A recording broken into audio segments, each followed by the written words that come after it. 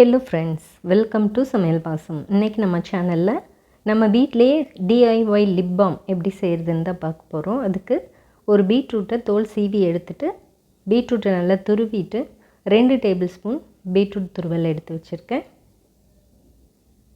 Stove on பண்ணிவிட்டு தோசை தவா வச்சு அதுக்கு மேலே ஒரு ஹெவி பாட்டம் இருக்கக்கூடிய ஒரு பாத்திரம் வச்சுருக்கேன்.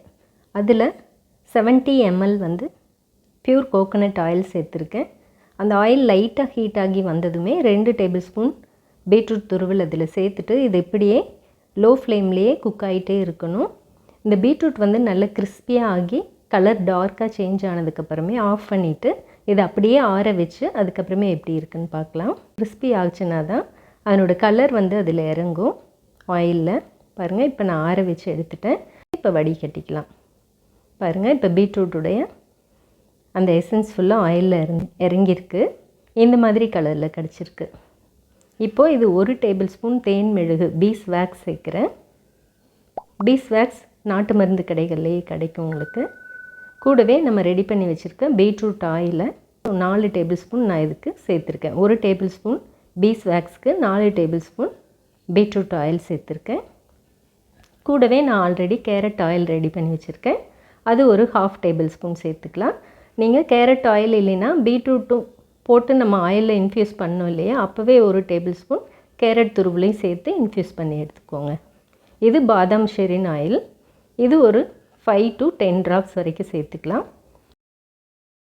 இப்போ கஸ்தூரி மஞ்சள் எடுத்துருக்கேன், அது 1 இன்ச் சேர்த்துக்கிறேன். இது மஞ்சிஸ்தா ஆயில், மஞ்சிஸ்தா பவுடராக ஆயிலில் இன்ஃப்யூஸ் பண்ணி வச்சுருக்கேன். ஸோ அது ஒரு 1/2 டேபிள் ஸ்பூன் சேர்த்துட்டேன். இப்போ திரும்பவும் ஸ்டவ் ஆன் பண்ணிவிட்டு ஒரு தோசை தவா மேலே வச்சுட்டு லோ ஃப்ளேமில் நல்லா அந்த தேன் மெழுகு மெல்ட் ஆக வரைக்கும் மெல்ட் பண்ணி எடுத்துக்கலாம். தேன் மெழுகில் கொஞ்சம் தூசிகள் இருந்துச்சுன்னா நீங்கள் இந்த ஸ்டேஜில் வடித்து அதுக்கப்புறமே சேர்த்துக்கோங்க. இப்போ நான் 5 மினிட்ஸ் மாதிரி ஆற விட்டுட்டேன். ஆறுனதுக்கப்புறமே லெவெண்டர் எசென்ஷியல் ஆயில் சேர்த்துருக்கேன். 10 ட்ராப்ஸ் சேர்த்துருக்கேன். ஒரு விட்டமின் இ கேப்சூல் சேர்த்துக்கலாம். நீங்கள் எசென்ஷியல் ஆயில் வேறு எந்த ஃப்ளேவர் வேணாலும் சேர்த்துக்கலாம். சேர்த்துட்டு அது நல்லா மிக்ஸ் பண்ணி விட்டுடலாம். பீஸ் வேக்ஸ் திக் ஆகிறதுக்கு முன்னாடியே இது செஞ்சிடணும். அது தண்ணி மாதிரி இருக்கையிலேயே ரெடி பண்ணிவிட்டு இப்போது நம்ம கண்டெய்னரில் அதை சேர்த்துக்கலாம்.